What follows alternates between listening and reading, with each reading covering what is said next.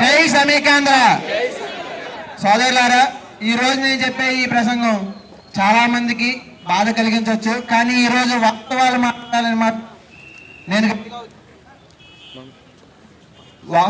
మాట్లాడాలని నేను గట్టిగా నిర్ణయించుకున్నానండి.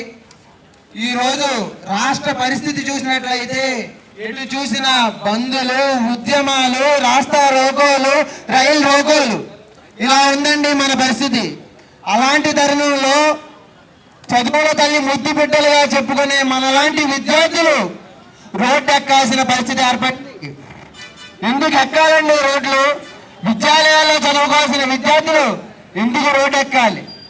రాజకీయ నాయకులు, పార్టీ నాయకులు తమ స్వలాభం కోసం చేస్తున్న విభజన, రాష్ట్ర విభజన దీనికి కారణం. చెప్పాలంటే ఆనాడు బ్రిటిష్ వారు చెప్పిన విధంగా డివైడ్ అండ్ రూల్ పాలసీని వీళ్ళు అవలంబిస్తున్నారండి. చూస్తుంటే అదే అనిపిస్తుంది, విడదీసి పాలిద్దాం అనే ఆలోచనలో ఉన్నారు తప్ప ప్రజలు ఏమవుతున్నారు, ప్రజల యొక్క సమస్యలు ఏంటి అన్న దాని మీద వారికి సమగ్ర ఆలోచన లేదనిపిస్తూ ఉందండి. ఇదిలా ఉండగా ఈ పరిస్థితిని ఒక అవకాశంగా తీసుకోవాలని రాజకీయ నాయకులు తమ స్వలాభం కోసం పనిచేస్తున్నారండి.